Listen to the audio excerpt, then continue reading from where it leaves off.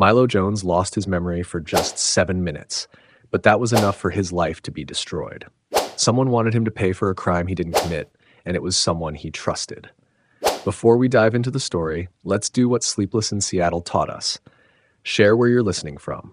Comment below. The bell's shriek pierces Milo's eardrums like an ice pick.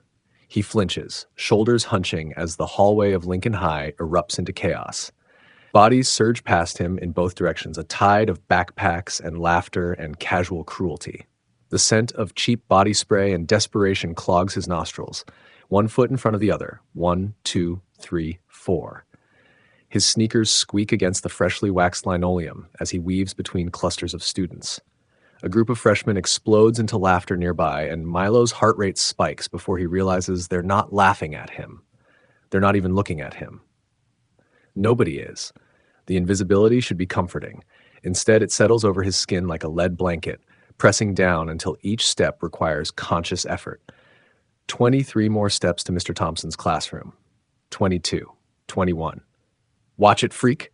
The voice cuts through Milo's mental count. He stumbles, nearly colliding with a sophomore girl who shoots him a look of pure disgust. His cheeks burn as he mumbles an apology she doesn't acknowledge. 19 steps. 18. The numbers blur together as his pulse pounds in his ears. Mr. Thompson's classroom door looms ahead like a finish line. Milo slips inside, making a beeline for his desk in the back corner. The laminated periodic table above his head is peeling at one corner. He's memorized every curl in that corner during countless moments of panic, using it as a focal point when the anxiety threatens to overwhelm him. The desk itself is a paradox, both sanctuary and prison cell. The wooden surface is scarred with generations of bored students' graffiti. Milo traces his finger along a carved M+J, while other students filter in, their conversations a dull roar that makes his skin crawl. "All right, settle down," Mr. Thompson calls from the front of the room. He's already writing on the whiteboard, the squeak of the marker setting Milo's teeth on edge. Today we're discussing The Great Gatsby and the American Dream. Milo's stomach clenches. He knows what's coming. Mr. Thompson believes in full class participation, which means at some point that stern gaze will land on Milo's corner. The thought alone makes his palms sweat. Who can tell me about Nick Carraway's first impressions of Gatsby? Mr. Thompson surveys the room. A few eager hands shoot up in the front row. How about Sarah? Relief floods Milo's system, followed immediately by shame at that relief. He should want to participate, should have the courage to raise his hand, to share his thoughts about Nick's unreliability as a narrator. Instead, he shrinks further into his corner, willing himself to become one with the periodic table above. The clock on the wall ticks with agonizing slowness. 50 minutes until freedom. 49. 48. Milo's eyes dart between the clock and Mr. Thompson, tracking the teacher's movement around the room. Each time those sensible brown loafers step closer to Milo's corner, his heart rate spikes. Milo? Mr. Thompson's voice cuts through his concentration. What are your thoughts on Gatsby's pursuit of Daisy? The question hits like a physical blow. 27 pairs of eyes swivel toward him, their weight crushing. Milo's mouth goes dry. He knows the answer, has spent hours analyzing Gatsby's obsession with the green light, with the past, with a version of Daisy that never really existed, but the words stick in his throat. His voice comes out as a croak, someone snickers. The sound seems to echo off the walls, amplifying until it fills Milo's entire world. He, she.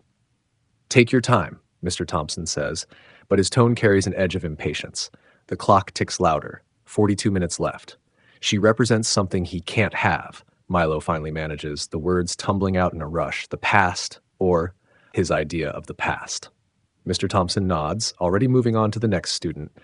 Milo slumps in his chair, heart hammering against his ribs. His answer wasn't wrong, but it wasn't right either. Not really. Not in the way he meant it. The rest of class passes in a blur of literary analysis and mounting dread. When the bell finally rings, Milo is the last to leave, waiting until the crush of bodies has cleared from the doorway. But his relief is short-lived.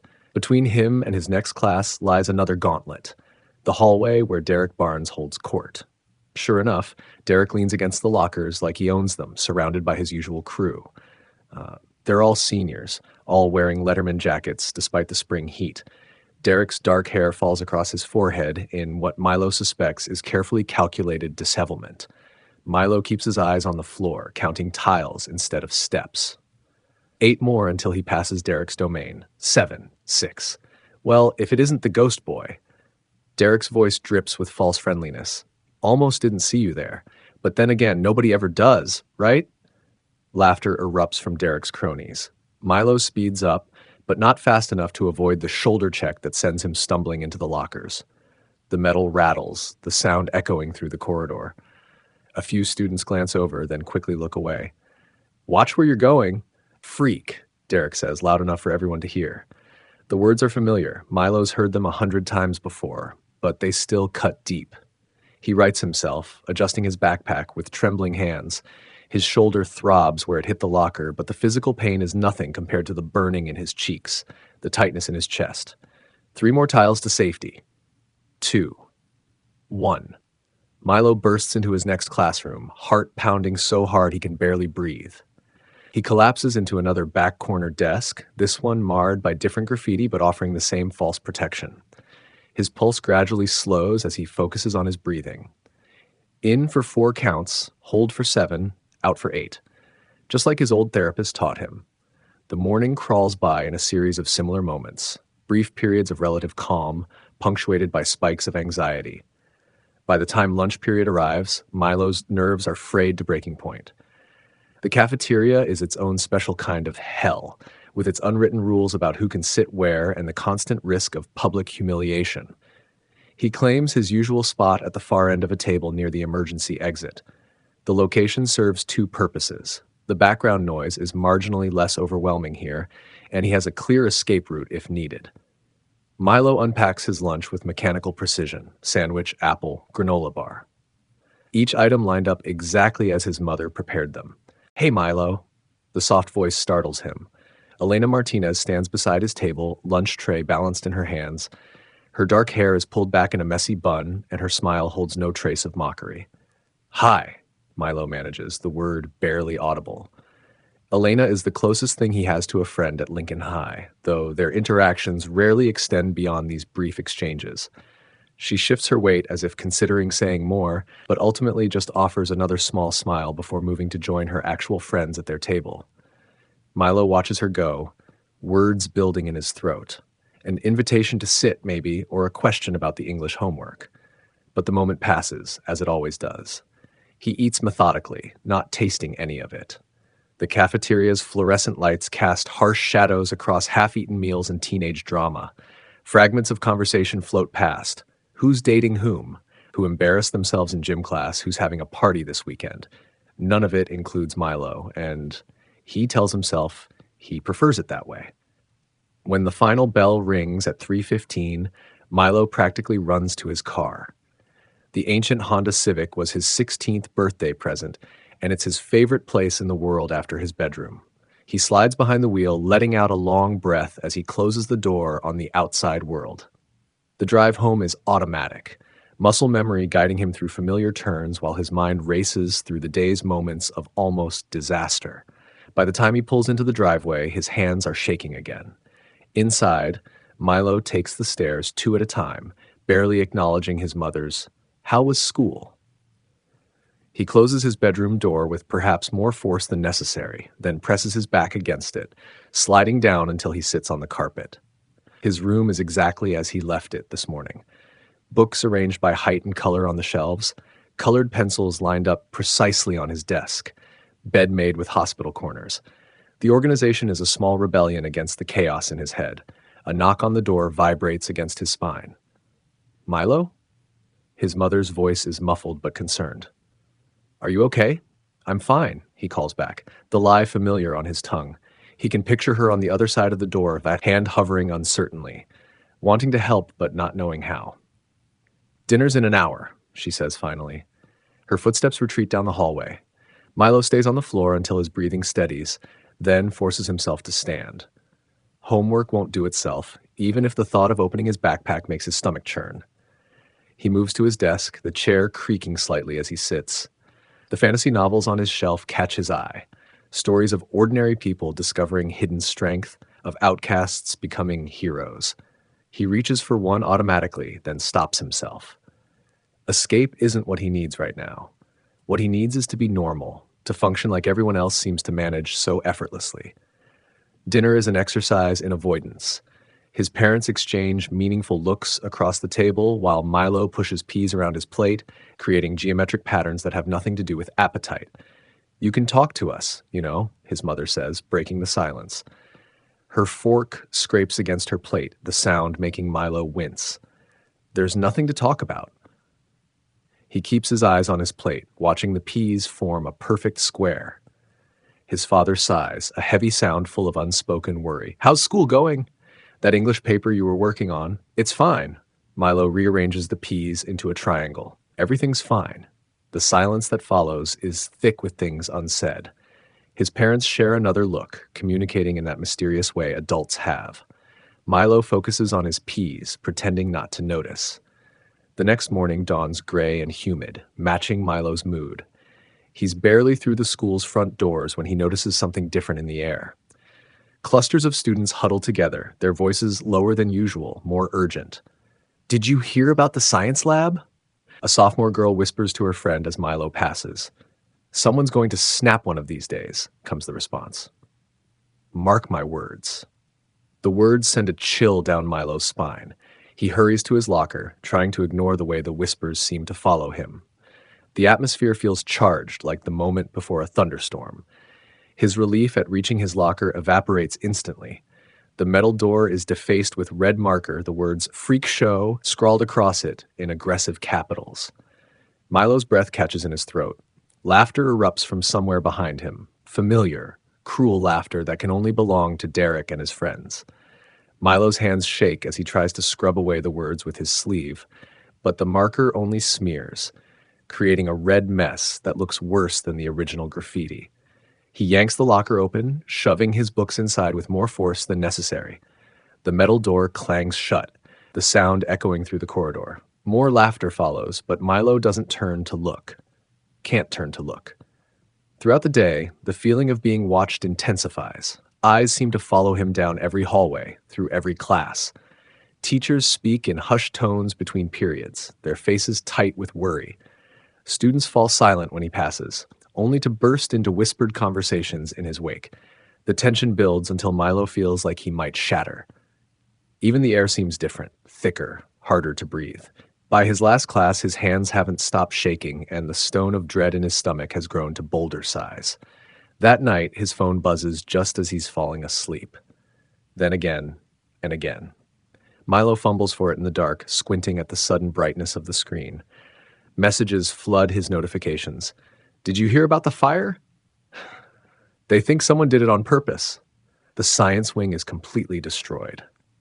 Milo's heart pounds as he opens his news app. The images hit him like physical blows.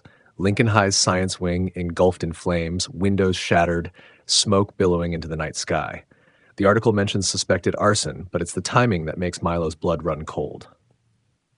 He tries to remember what he did last night. He'd gone for a walk to clear his head, something his therapist recommended for anxiety. He remembers leaving the house, the cool night air on his face, the orange glow of streetlights, but then nothing.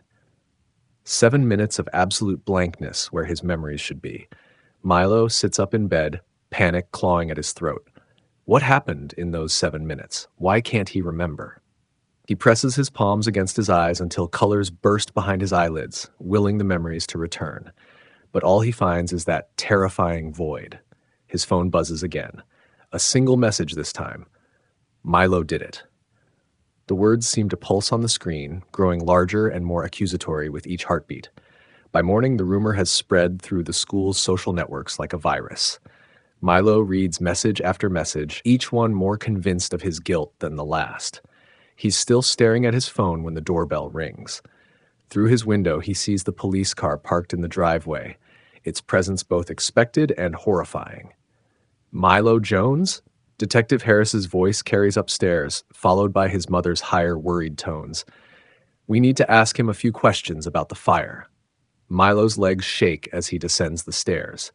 His mother pulls him close as soon as he reaches the bottom, like her arm protective around his shoulders. But nothing can protect him from the weight of the officer's stares. I didn't do anything, Milo whispers, but his voice is too weak, too uncertain. The void in his memory yawns wider, threatening to swallow him whole. Detective Harris's eyes are kind but determined. We just need to ask you a few questions down at the station. The drive to the police station passes in a blur.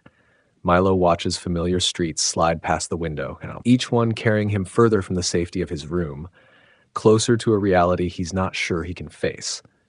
The interrogation room is exactly like the ones on TV, cold and sterile, with a metal table bolted to the floor and a mirror that Milo knows isn't really a mirror at all. His chair scrapes against the concrete floor as Detective Harris gestures for him to sit. Where were you between 9 and 9:15 last night? The question hangs in the air like smoke. Milo opens his mouth, closes it again. The blank space in his memory screams its emptiness. I don't know, he finally manages. Detective Harris writes something in his notebook. Each scratch of his pen feels like another nail in Milo's coffin. You don't know? I went for a walk, Milo says, his voice cracking, to clear my head. But I can't remember. More scratching of the pen, more questions Milo can't answer. With each I don't know, he feels himself sinking deeper into quicksand of suspicion and doubt. When they finally release him into his parents' care, the sun is setting. Milo walks to the car between his mother and father, their presence both comforting and suffocating. Through the windshield, he catches his reflection, pale, scared, guilty-looking even to his own eyes.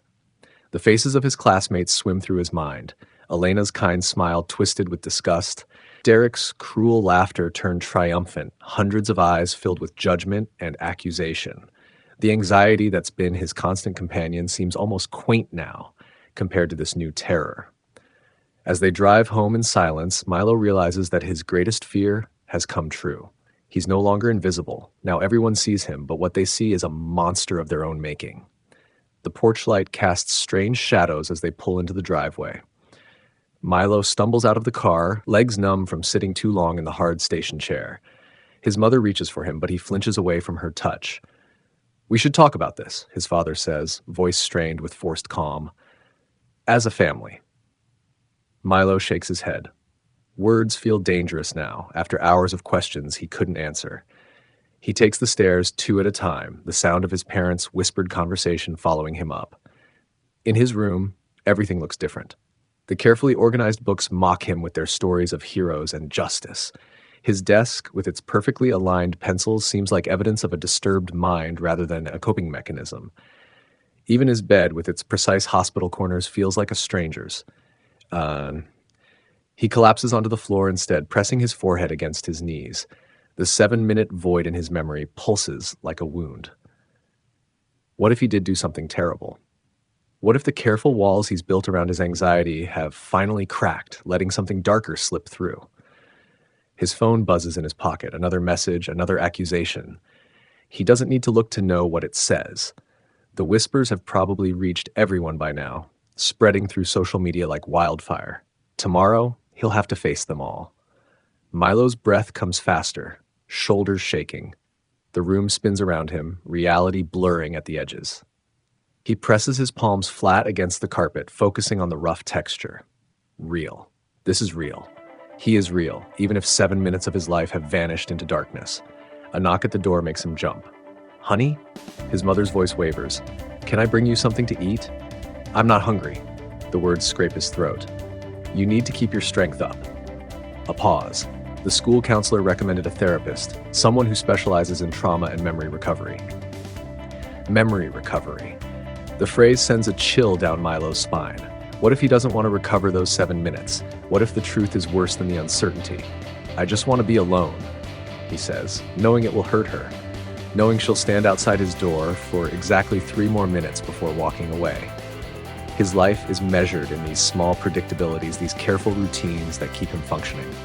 Or did. Until tonight. Milo crawls to his bed, not bothering to change clothes. The ceiling fan spins above him, its shadows dancing across the walls. Each rotation feels like another second ticking down to tomorrow, to the moment he'll have to step into the hallways of Lincoln High as someone new.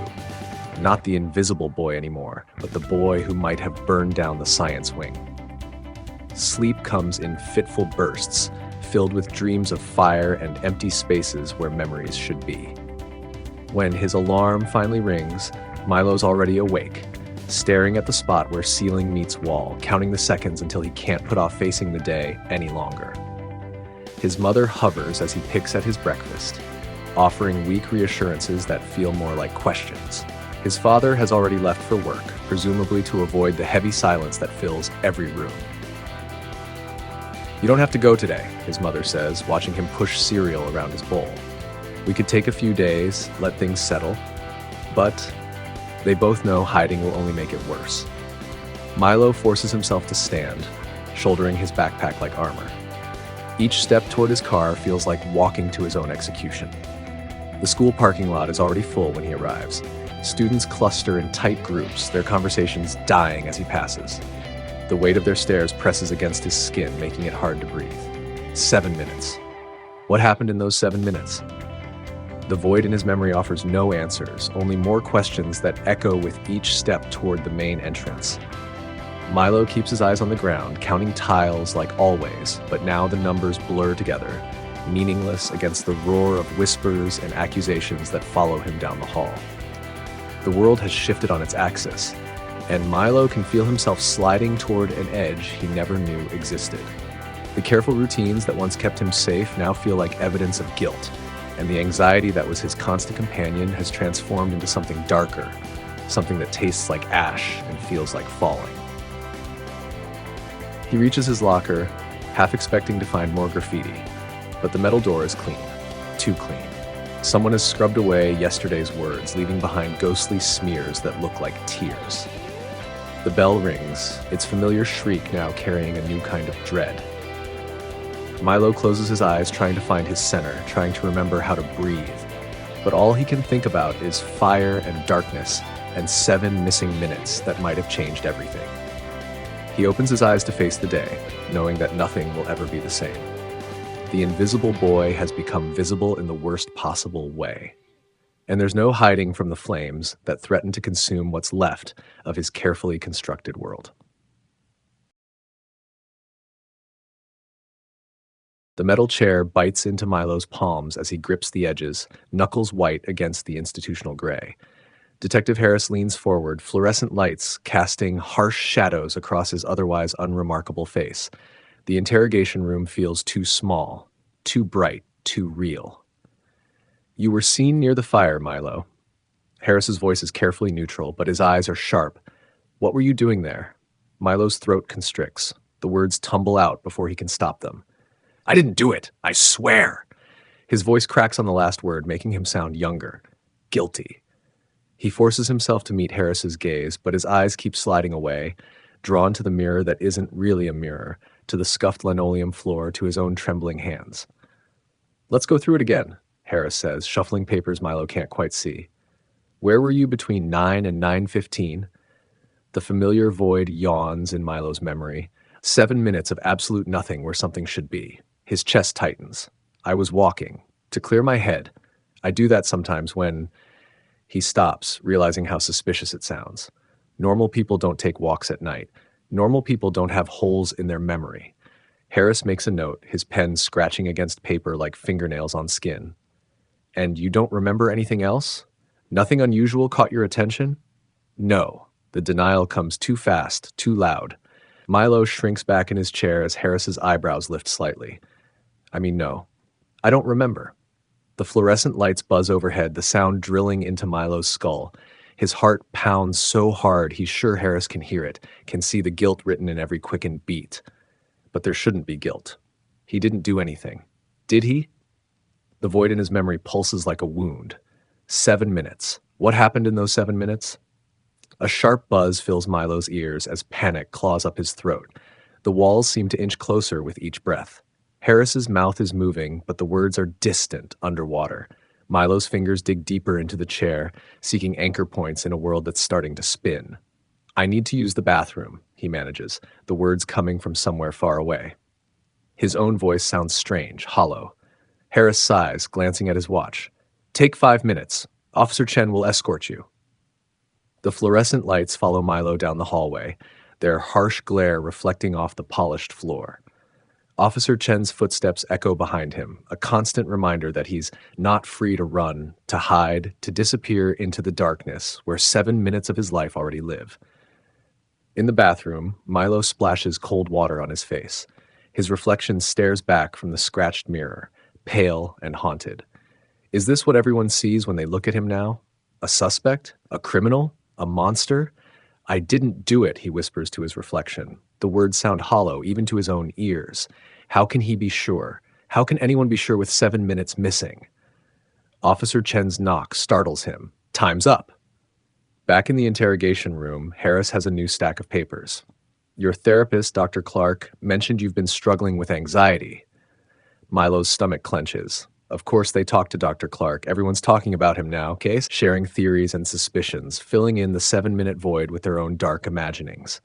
Let's try something different, Harris says, his tone softer now. Close your eyes, try to remember the walk, any details at all. Milo closes his eyes, but all he sees is darkness, smoke, the acrid smell of burning something. His eyes snap open, pulse racing. I can't, he chokes out. There's nothing there. Hours later, Dr. Clark's office feels like a different kind of prison. The leather couch creaks as Milo shifts, avoiding her steady gaze. The clock on the wall ticks relentlessly, each second an accusation. Can you walk me through that night again? Dr. Clark asks, her voice carefully neutral. The same tone as Detective Harris, as if they're all reading from the same script titled How to Handle the Suspect. Milo digs his fingers into the couch cushion. I don't remember. His voice cracks again, betraying him. There's just nothing. Clark's pen scratches against her notepad. Milo imagines the words she's writing. Patient exhibits signs of repression, or possible psychotic break, or simply guilty. Memories can be tricky, Milo. She peers at him over her glasses. Are you sure you haven't repressed something? Sometimes our minds protect us from traumatic experiences.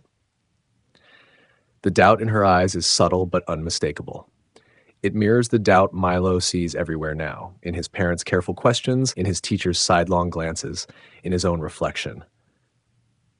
What if they're right? The words burst out before he can stop them, hanging in the air like smoke. What if I did do it? Dr. Clark leans forward, her pen poised. Why do you think that might be possible? Because there's a hole in my memory where the truth should be, Milo wants to scream.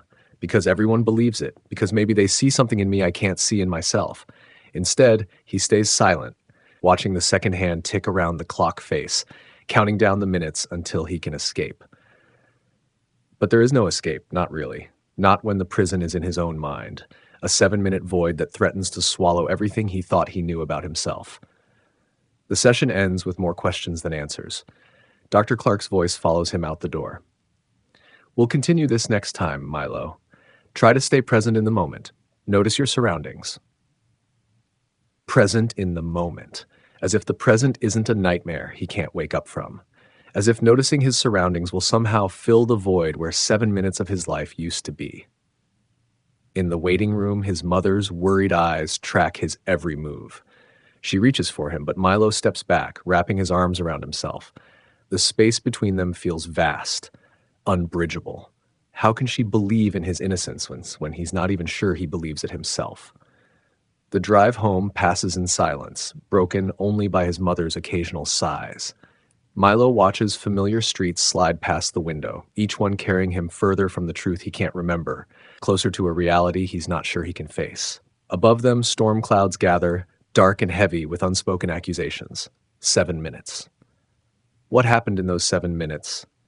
The question echoes in his head, drowning out everything else, a relentless drumbeat that matches his racing heart. Thunder rumbles in the distance, a warning of things to come. Or maybe it's just an echo of the fire that started all of this, the fire he can't remember setting or not setting. The uncertainty is worse than any accusation, any punishment. It's a void that threatens to swallow him whole, leaving nothing behind but 7 minutes of darkness where the truth used to be. His mother's hands tighten on the steering wheel. Dr. Clark thinks... Don't. Milo cuts her off. He can't bear to hear what Dr. Clark thinks, what anyone thinks, not when his own thoughts are such a tangled mess of fear and doubt and burning questions.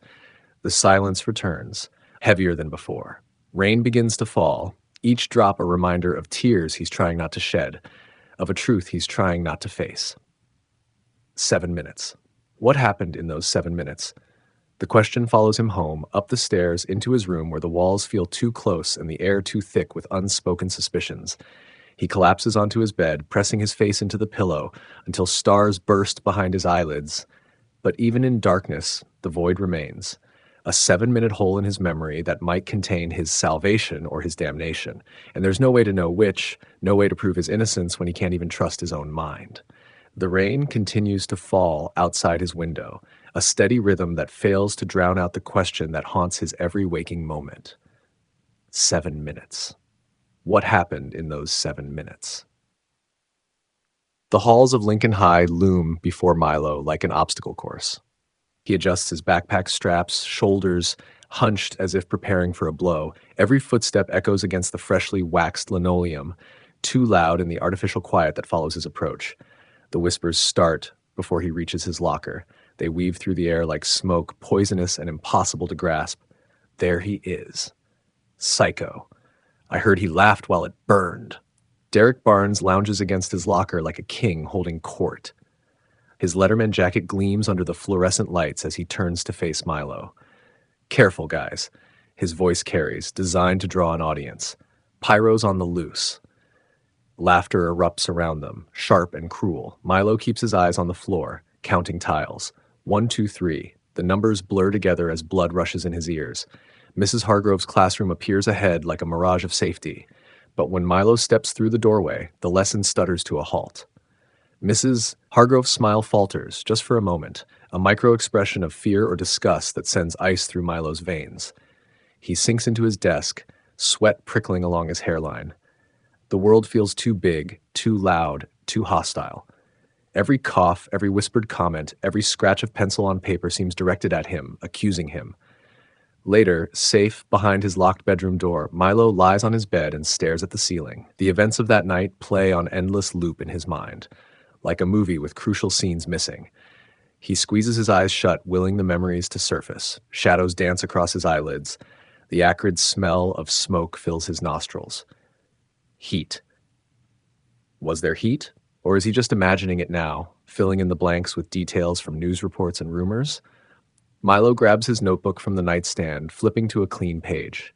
The pen trembles in his hand as he writes, 9 p.m., left house 9:02 p.m., walked past Thompson's grocery 9:05 p.m., cut through park 9:08 p.m., 9:15 p.m., home. The question marks mock him from the page. He draws a timeline, adds details about the weather, cool, slightly windy, his mood, anxious, but when isn't he, what he was wearing, gray hoodie, jeans, old sneakers. The more he writes, the more elusive the truth becomes. Each detail feels simultaneously real and fabricated, like a dream that dissolves upon waking. The harder he pushes, the more his mind recoils, protecting something he's not sure he wants to discover. Detective Harris spreads photographs across the kitchen table like a deck of cards. Milo sits rigid between his parents, their presence both comforting and suffocating. A witness placed you here. Harris taps one photo, a blurry figure near the burning school, backlit by flames. The image is grainy, indistinct. It could be anyone. It could be him, and we found this. Another evidence bag slides across the table. Inside, a red lighter, the same brand Milo used to light birthday candles last month. His stomach lurches. Milo? His mother's voice wavers, barely a whisper. The doubt in her tone cuts deeper than any accusation. His father's jaw clenches, tension radiating from his crossed arms. The space between them feels infinite, uncrossable. I didn't do this. The words tear from Milo's throat, desperate and raw. But they sound hollow even to his own ears, undermined by the void in his memory where the truth should be. The isolation grows like frost, crystallizing around him. At school, Elena Martinez turns away when he approaches her locker, suddenly fascinated by her phone screen. Her shoulders tense as he passes, as if she expects him to do something unpredictable, dangerous. The cafeteria becomes a map of avoided territories. Tables seem to shift further apart when he enters, conversations dropping to whispers. Laughter feels sharper, glances colder. His usual corner spot might as well be marked with biohazard tape. Home offers no refuge. Dinner conversations die before they begin, silverware scraping plates in uncomfortable silence. His mother's attempts at normalcy sound forced, brittle. His father retreats behind his newspaper, avoiding eye contact. One night, lying awake, Milo hears them whispering in the hallway. What if? His mother's voice trembles. What if Milo's not telling us everything? His father's sigh carries years of disappointment. I don't know what to believe anymore. Milo presses his pillow against his ears, but the words have already burrowed deep, joining the chorus of doubts that plague his dreams. Dr. Clark's office feels smaller today, the walls pressing in with each labored breath. Milo, let's try to breathe together. Her voice comes from far away, distorted as if through water, but Milo's chest is a vault locked from the inside. The ceiling blurs, the floor tilts, and a roaring fills his ears like an approaching train. His hands claw at his throat, desperate for air that won't come. I can't. The words scrape out between gasps. I can't. Dr. Clark kneels beside him, her professional distance forgotten. You're having a panic attack. Focus on my voice. Breathe in. 1, 2, 3. Tears stream down Milo's face as he fights for control. The terror of suffocation squeezes tighter than a fist around his chest. Each breath feels like drawing acid into his lungs. Slowly, agonizingly, his breathing steadies. The room stops spinning, leaving him shaking and drained, shirt damp with cold sweat. Dr. Clark hands him a glass of water, waiting until his hands stop trembling enough to hold it. Milo, she says softly, we need to try something different. He looks up, wary of the gentleness in her tone. Your mind is protecting you from something. She chooses her words carefully. Hypnotherapy could help us unlock that missing time. Fear spikes through Milo's exhaustion. The idea of diving deeper into his mind terrifies him. What if the truth is worse than he imagines? What if he really did something unforgivable in those 7 minutes? What if I don't like what I find? The question comes out as a whisper. Dr. Clark meets his gaze, steady and calm. Whatever we find, you won't face it alone. The silence stretches between them, heavy with possibility and dread. Finally, Milo gives a shaky nod. Okay. His heart pounds against his ribs, a drummer counting down to revelation or ruin. This is his last chance to clear his name, even if the truth might destroy him. The void in his memory pulses like a black hole, threatening to swallow everything he thinks he knows about himself. But he can't keep living in this limbo of uncertainty and suspicion. Better to face the monster in the dark than spend forever wondering if he is the monster. When can we start? His voice sounds stronger than he feels. Dr. Clark opens her calendar. Tomorrow morning. Try to get some rest tonight. Rest. As if sleep isn't just another darkness waiting to swallow him whole. As if dreams aren't just another void where memories should be. But he'll try. Because tomorrow, one way or another, he'll face those missing 7 minutes. Tomorrow, he'll finally learn if he's the victim or the villain of his own story. The thought follows him home like a shadow, both terrifying and oddly comforting. At least after tomorrow, he'll know. At least after tomorrow, the wondering will end. Whether he can live with what he discovers is another question entirely. The leather chair creaks as Milo shifts his weight, the cool surface sending a shiver up his spine. Dr. Evelyn Clark's office floats in a sea of blue, soft light filtering through gauzy curtains, casting watercolor shadows across the walls. Her voice drifts through the dim room like smoke. Close your eyes, Milo. Let's go back to that night. Let your mind drift. Milo's fingers curl against the armrests, his heart thundering against his ribs, despite his measured breathing. The leather squeaks beneath his grip. I'm going to count down from 10, Dr. Clark says. Her voice has a practiced smoothness like river stones worn by time. With each number, you'll feel more relaxed, more open to the memories waiting beneath the surface. Milo squeezes his eyes shut tighter. The darkness behind his lids pulses with his racing pulse. 10, 9, 8. The fog in his mind starts to thin, wisps of memory threading through the haze. The smell hits him first, acrid smoke that burns his nostrils and catches in his throat. 7, 6, 5. Lincoln High materializes in fragments, brick walls stained orange by streetlights, shadows writhing against windows that reflect a darker sky. A shout pierces the night, raw with something that might be anger or fear or both. 4, 3. Milo's fingers dig deeper into the leather. His shoulders bunch toward his ears as the memory crystallizes, sharp-edged and dangerous. 2, 1. The world behind his eyes snaps into focus. He's standing outside the school, concrete cold beneath his feet. The night air presses against his skin, heavy with coming rain. "You're there now, Milo." Dr. Clark's voice seems to come from very far away. "What do you see?" Heat blooms across his face, phantom flames that haven't ignited yet. His hands tremble in the memory, and he watches them shake like they belong to someone else. Shadows dance across the brick walls, elongated and monstrous. Beyond them, a figure moves, tall and familiar in a way that makes Milo's stomach clench. "Someone's there," he whispers, his voice cracking. "I'm not alone." The figure's arm swings down in a practiced arc, metal clicks against metal, and a small flame sputters to life. "They'll pay for this." A voice snarls, distorted by memory but growing clearer with each syllable. The lighter arcs through the air, end over end, trailing fire like a dying star. Milo stumbles backward, his feet pounding against pavement as heat erupts behind him. The memory fractures, running, gasping, the night blurring past as his legs carry him away from the inferno he couldn't stop. Pain lances through his temples. Milo's eyes snap open, and Dr. Clark's office swims back into focus. His chest heaves as he gulps down air that doesn't taste of smoke. "I wasn't alone," he manages between breaths. "Someone else was there, and they started the fire." Dr. Clark leans forward, her pen hovering above her notepad. "You're doing great, Milo. Can you see the figure clearly? Take us back to that moment." Milo closes his eyes again, diving back into the memory despite the way it makes his head throb. The flames crackle in his mind, casting wild shadows that sharpen into focus. A face emerges from the darkness, features twisted with rage, eyes reflecting the fire's glow like polished glass. The recognition hits like a physical blow. James McAllister, Jace, stands before him, teeth bared in a grimace that turns his once friendly face into something alien. Jace, who used to walk home with Milo after school. Jace, who once bloodied Derek Barnes's nose for shoving Milo into a locker. Now Jace's hands shake as he hurls the lighter into a pile of dry chemistry supplies, his voice a venomous hiss. "They'll never ignore me again."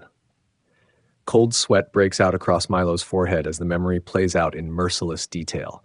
He tried to grab Jace's arm, to pull him away from the accelerant-soaked papers, but panic had frozen him, turned his limbs to lead. He'd run instead, feet carrying him into the darkness, while Jace's laughter echoed behind him. Milo's hands tremble as he grips the chair arms. The leather creaks in protest. "You saw who did it, didn't you?" "Doctor?" Clark's voice is gentle, coaxing the truth from his throat. Tears burn behind Milo's eyes as he nods. "It was Jace. He wanted revenge. I tried to stop him, but I panicked. I ran." The truth settles over him like a lead blanket, simultaneously crushing and clarifying. Jace McAllister, the only person who'd seemed to understand Milo's anxieties, his fears, his desperate need to stay invisible, had used that understanding as a weapon. "He knew I wouldn't remember," Milo whispers, the realization turning his mouth bitter. "He knew about my anxiety attacks, how I sometimes blank out when things get too intense. He used me as a scapegoat." Dr. Clark reaches across the space between them, her eyes soft with compassion.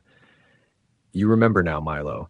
That's what matters. What you do with the truth, that's up to you." Relief floods Milo's veins like sunlight breaking through storm clouds. The fire wasn't his fault. The words repeat in his mind, a mantra that loosens the vice around his chest. But relief gives way to anger, hot and sharp as the flames that haunted his dreams. Jace knew everything about the social anxiety that made Milo count his steps through crowded hallways, about the fragile memory that sometimes betrayed him during moments of high stress, about his paralyzing fear of confrontation. Jace had taken all of that knowledge, all of that trust, and turned it against him.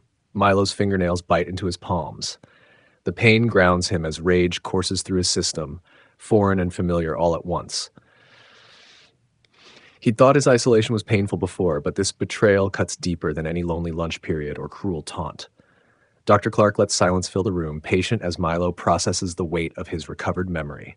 When she finally speaks, her voice is carefully neutral. "You have a choice, Milo. You can expose Jace or you can walk away. This is your decision." The walls of the office press closer, the blue light suddenly claustrophobic. Milo's thoughts race like startled birds. If he exposes Jace, there will be consequences. The bullying might intensify. Derek and his crew would never let him live down being a snitch. Jace might retaliate, might find new ways to use Milo's vulnerabilities against him. But if he stays silent, the lie will fester inside him like an infection. The truth would eat away at his conscience until nothing remained but bitter regret. Milo closes his eyes, drawing in a shaky breath that tastes of decision. "I need to do what's right," he murmurs, the words stronger than he expects, "even if it's hard." Dr. Clark nods, a small smile of pride touching her lips. For the first time since the night of the fire, clarity pierces the fog of uncertainty in Milo's mind. He doesn't have all the answers, doesn't know how this choice will reshape his already precarious existence at Lincoln High, but he knows one thing with bone-deep certainty. He won't let Jace's betrayal define him. Not anymore. The laptop screen's harsh glow illuminates Milo's face as he sits cross-legged on his bedroom floor, shoulders hunched against the weight of accusation. His fingers hover over the keyboard, trembling slightly as he navigates to his archived messages with Jace McAllister. The timestamp on their last exchange feels like a relic from another life, before the fire, before everything changed. The messages stretch back months, a digital trail of breadcrumbs leading to a truth Milo isn't sure he wants to find. His eyes scan the text, searching for something, anything that might help prove his innocence. The words blur together until, there. A message from Jace, dated exactly 1 month before the fire. "One day, they'll all see. I'll make them notice me." Milo's breath catches. He scrolls faster, heart pounding against his ribs as more messages emerge from the digital void.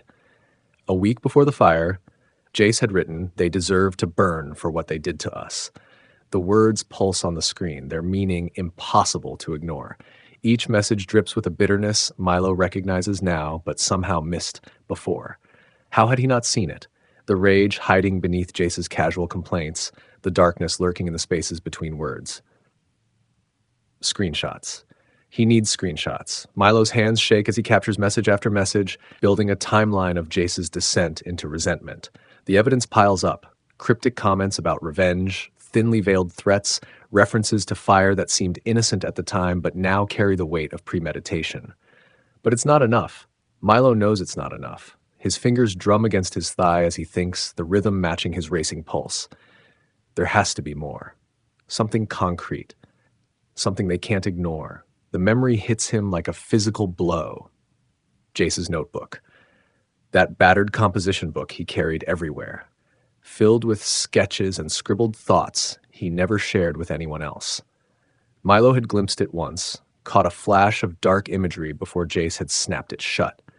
The last time he'd seen it was during their final walk home, the night before the fire. Jace had stuffed it into his backpack when Milo tried to peek inside. Milo glances at his bedroom window. The night presses against the glass, dark and heavy with possibility.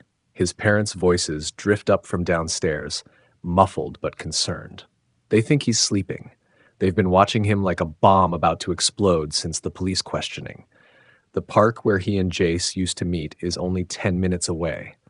The notebook might still be there, hidden in their old spot under the rotting bench near the woods.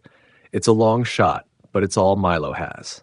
He slips on his shoes, wincing at every creak of the floorboards as he moves toward his bedroom door.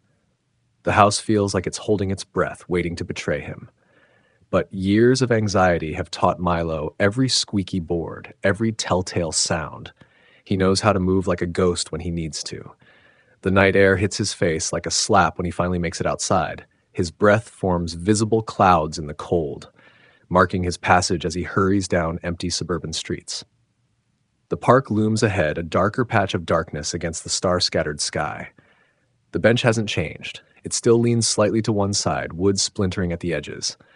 Milo drops to his knees beside it, ignoring the damp grass soaking through his jeans. His fingers probe the shadows beneath the bench, searching. There. Something solid. His heart leaps as he pulls out a water-stained notebook, its pages warped and sticking together. This is it. This has to be it. The pages crackle as he opens it, the paper protesting after days of exposure to the elements. Milo squints in the dim light from a nearby street lamp, tilting the notebook to catch whatever illumination he can. Jace's familiar scrawl fills page after page. Dark sketches crowd the margins, twisted figures, abstract shapes that might be flames. Milo turns another page and freezes. The sketch spans 2 pages. Lincoln High rendered in harsh lines, flames curling from every window. Beneath it, words written with such force the pen nearly tore through the paper. They'll regret ignoring me. Milo's fingers tighten on the notebook's edges. The evidence feels both damning and fragile in his hands. Proof of Jace's guilt, but will anyone believe it? Will it be enough to overcome the weight of suspicion already crushing him? He tucks the notebook inside his jacket and stands, legs trembling from more than just the cold. The walk home seems longer, each shadow concealing potential witnesses to his midnight excursion. By the time he slips back into his room, his heart is pounding so hard he's sure his parents must hear it. The notebook joins the screenshots on his desk, a collection of evidence that might save him or damn him further. Milo stares at them until his vision blurs, wondering if truth is enough when everyone has already decided what they want to believe. Morning arrives with the inevitability of an executioner. Milo hasn't slept, his mind racing with possibilities and consequences. The evidence sits on his desk like a loaded gun, waiting to be fired. He finds his parents in the kitchen, their faces drawn with the same worry that's aged them years in the past week. The coffee pot gurgles between them, filling the silence with its mechanical heartbeat. "Mom? Dad?" Milo's voice cracks. "I need to show you something." Karen and David Jones exchange a glance heavy with unspoken concern. The kitchen table becomes a battlefield as Milo lays out his evidence, the screenshots arranged in chronological order, the notebook open to its most damning pages. Jace did it. The words tumble out, desperate for belief. He planned it. This proves I didn't set the fire. Look at the dates on these messages. Look at what he drew. His mother reaches for the notebook with hesitant fingers as if it might burn her. Her eyes scan the messages, but something in her expression makes Milo's stomach clench. "Milo," Karen's voice wavers. This doesn't mean you weren't involved." The words hit like a physical blow. Milo stumbles back a step, betrayal burning in his throat. "I tried to stop him. I didn't do it." His father's face has that carefully neutral expression he wears when delivering bad news. "We want to believe you, son, but this isn't definitive. Maybe you misremembered. Maybe you were part of it without realizing it." Each word drives another nail into the coffin of Milo's hope. The people who should believe him most, who should know him best, still doubt. The knowledge settles in his chest like poison. "We should take this to Detective Harris," David says, already reaching for his phone. "Let him evaluate the evidence." Milo wants to scream, to throw things, to make them understand. But years of suppressing such impulses leave him frozen, watching as his father dials the number that will lead to another disappointment. The police station feels colder than Milo remembers. Detective Harris's office is a sterile box of fluorescent lights and filing cabinets designed to make suspects uncomfortable. It's working. Milo pushes the notebook across the detective's desk, his voice stronger than he feels. "This proves Jace did it." Harris flips through the pages with methodical detachment. His expression reveals nothing as he examines the sketches, the messages, the carefully compiled evidence. When he finally looks up, his fingers form a steeple under his chin. "Jace has an alibi, Milo." The words fall like stones. He was at his cousin's birthday party that night. Multiple witnesses confirmed it. The room tilts sideways. Milo grabs the edge of his chair, knuckles white. "But he left early. He had time." Harris shakes his head, already gathering the evidence into a neat pile. It's not enough to reopen the case. These messages, this notebook, they show teenage angst, maybe some concerning behavior, but they don't prove anything about the fire. The detective's doubt mirrors his parents' silent resignation. The wave of hopelessness that crashes over Milo threatens to drown him. The evidence he thought would save him lies dismissed on the detective's desk, as useless as his protests of innocence. Anger builds in Milo's chest as they leave the station, a foreign emotion that burns hotter than his usual anxiety. It carries him through the darkening streets to a familiar house, his feet moving without conscious direction. Jace's porch light casts strange shadows across the lawn. Milo's fists clench as he mounts the steps, each footfall echoing with purpose. The doorbell's chime seems to pierce the evening air. The door opens, and there he is, Jace McAllister, looking exactly the same as before the fire. No guilt shadows his eyes, no tension marks his casual stance. The sight makes Milo's blood boil. "Milo?" Jace's voice drips false innocence. What are you doing here? Instead of answering, Milo shoves the notebook against Jace's chest. I know you did it. I remember now. You set the fire.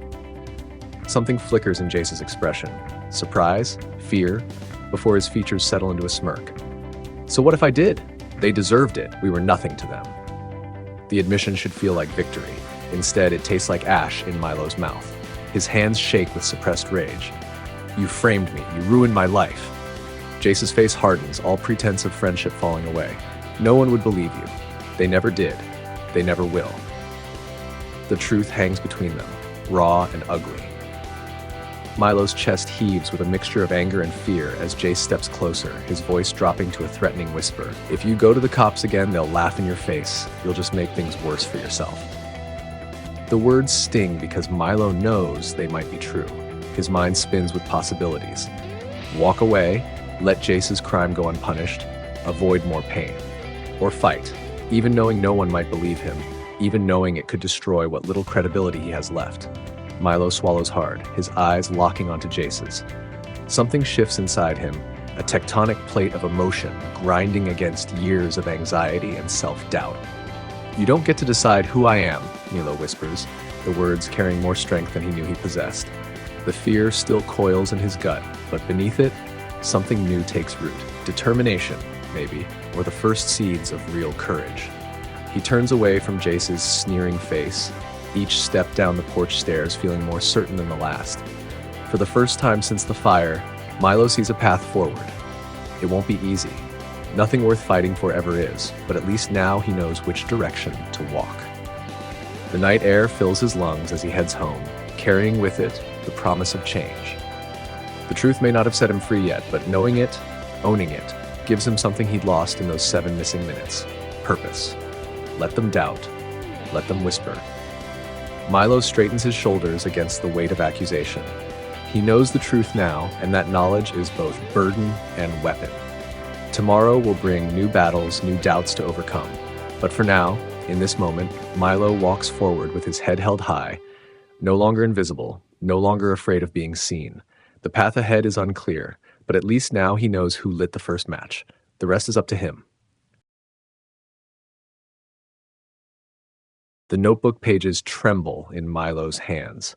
Jace's sketches mock him from the paper. Crude drawings of flames consuming Lincoln High's science wing, the strokes jagged with barely contained rage.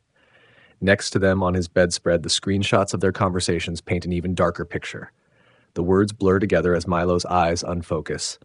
They'll regret ignoring me. Sometimes you have to make people see you. Everything's going to change soon.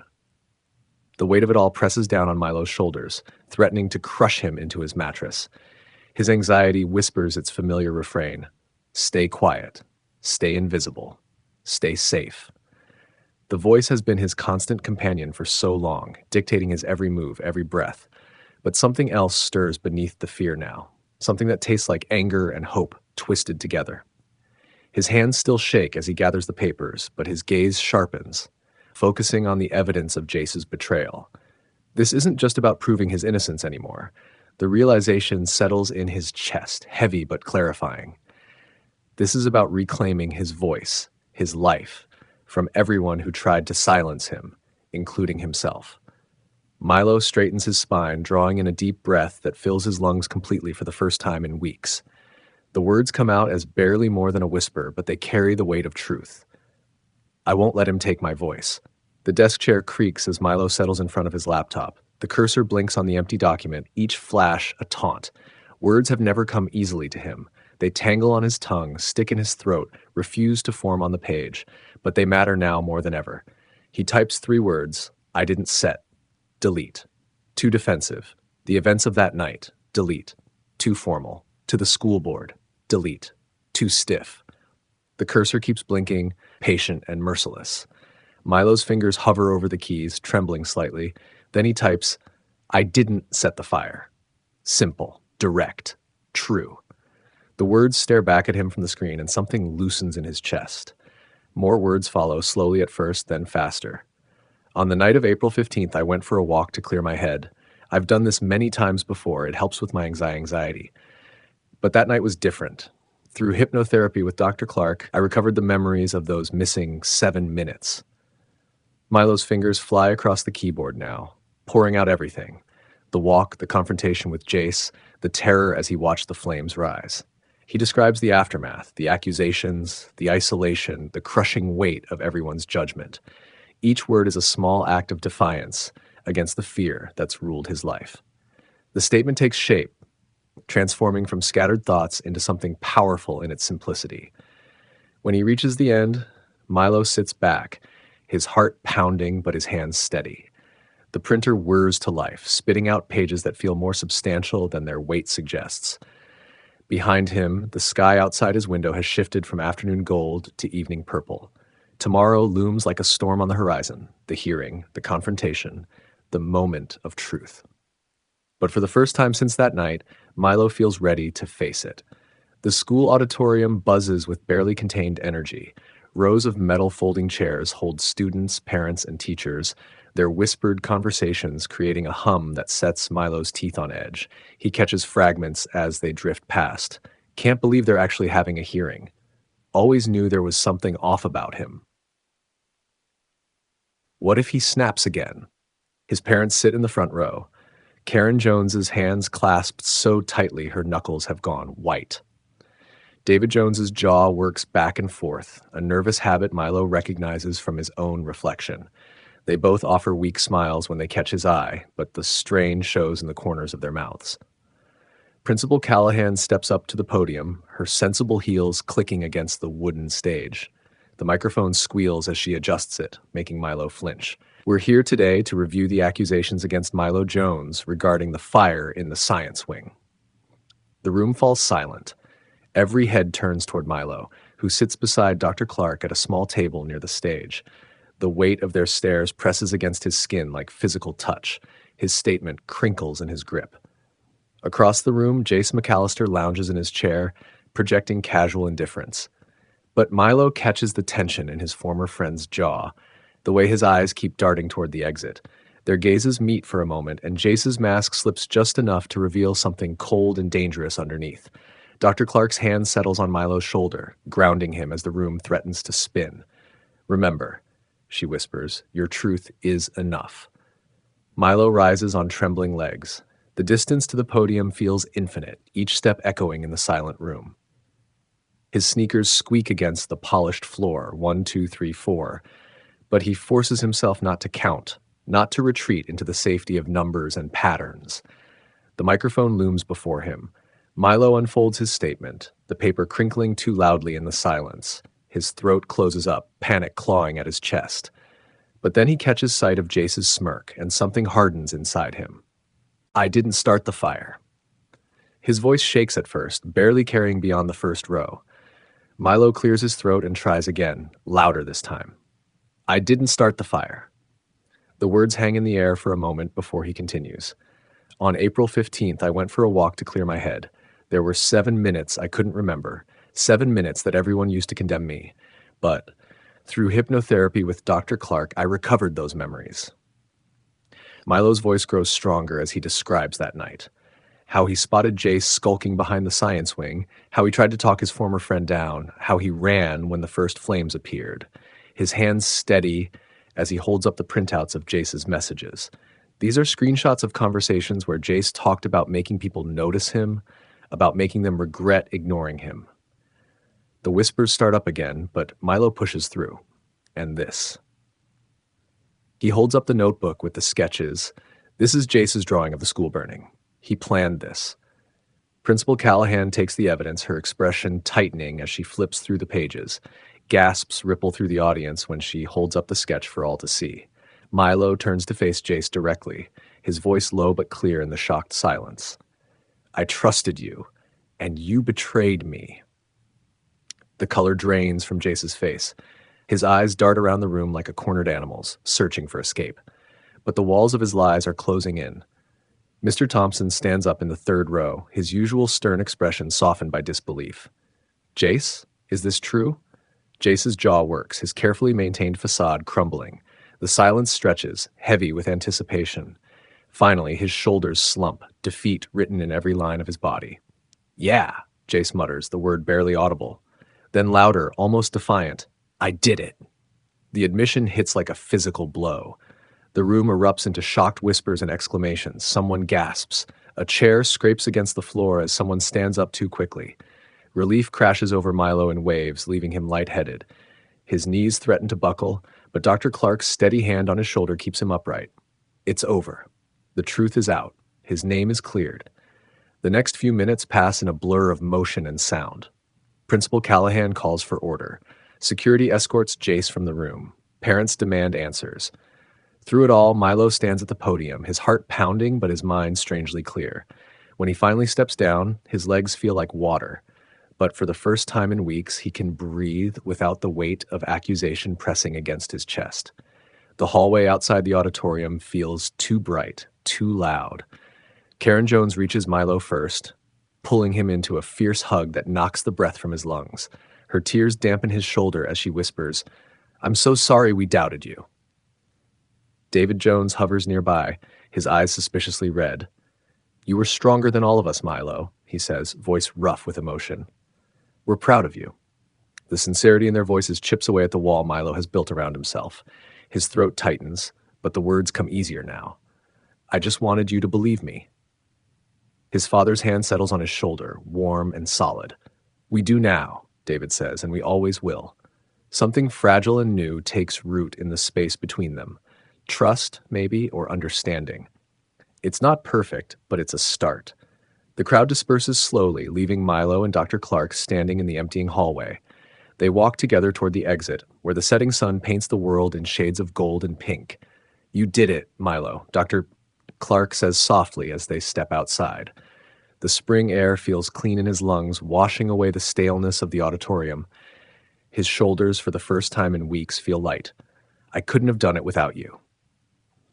Dr. Clark smiles, the expression genuine and warm. That strength was always in you. You just needed to see it for yourself. Milo looks back at the school building, at the place that has felt like a prison for so long. The walls haven't changed, but something inside him has. He feels it, a spark of hope, a glimpse of a future where anxiety doesn't define his every moment. I'm ready to move on, he says, surprised to find he means it. Dr. Clark nods, understanding in her eyes. And you will. Monday morning arrives with its usual chaos of squealing brakes and slamming car doors. Milo stands in the parking lot for a long moment, watching students stream toward the entrance. His heart rate picks up, but the panic feels different now. Manageable, almost familiar. He takes the first step, then another. The front doors loom ahead, but they're just doors now, not the gates to some personal hell. Inside, the hallway buzzes with its usual energy. A few students glance his way and quickly look away, but their stares don't carry the same weight they once did. Elena Martinez catches his eye as he passes her locker. She offers a small smile, tentative but real. Milo finds himself returning it, warmth spreading through his chest at this simple exchange. Derek Barnes still leans against the lockers like he owns them, but when Milo passes, the bully says nothing. Their eyes meet briefly, and Derek looks away first. The fear that once paralyzed Milo in these hallways feels distant now, like a half-remembered nightmare. His steps are steady as he navigates the morning crowd. The anxiety still whispers in the back of his mind, but its voice is softer now, easier to manage. Each step forward belongs to him. In English class, Milo takes his usual seat in the back corner. The familiar periodic table hangs above him, its peeling corner a reminder of countless panic attacks. But when Mr. Thompson asks for volunteers to read the next passage of The Great Gatsby, something shifts inside Milo. His hand rises slowly but deliberately. A few heads turn, surprise evident in their expressions. Mr. Thompson's eyebrows lift slightly, but he nods. Go ahead, Milo. Milo's voice is quiet but steady as he reads. The words don't shake or stick in his throat. When he finishes, that small spark of pride in his chest grows stronger. The day continues, full of the usual classes and conversations and casual cruelties of high school life. Anxiety still dogs Milo's steps, making his palms sweat during presentations and his heart race in crowded hallways. But it's no longer a wall between him and the world, just a part of who he is, neither defining nor destroying him. The final bell rings at 3:15, releasing a flood of students into the hallways. Milo shoulders his backpack and steps into the crowd. The noise swells around him, laughing, shouting, the metallic slam of lockers, but it doesn't crush him anymore. He lifts his head, meeting the world's gaze directly. The hallway hasn't changed. Same scuffed tiles, same flickering fluorescent lights, same press of bodies moving in opposing currents. But Milo has changed. The journey isn't over. Anxiety will still whisper its doubts, people will still judge, new challenges will arise. But Milo walks forward anyway, each step a declaration. I am more than what happened to me. The late afternoon sun greets him as he pushes through the front doors. A spring breeze ruffles his hair, carrying the promise of warmer days ahead. Milo pauses at the top of the steps, taking in the moment. Then he smiles, a small, honest expression, and keeps walking. His footsteps echo against the concrete, steady and sure, one foot in front of the other. Not counting, not hiding, just moving forward into whatever comes next. Thank you so much for watching and listening to our story. Your time and support mean the world to us. If this video resonated with you, please share your thoughts in the comments below. We'd love to hear what you think. Don't forget to hit the like button and subscribe to our channel for more inspiring content. Your engagement helps us grow and continue sharing meaningful stories. See you in the next video.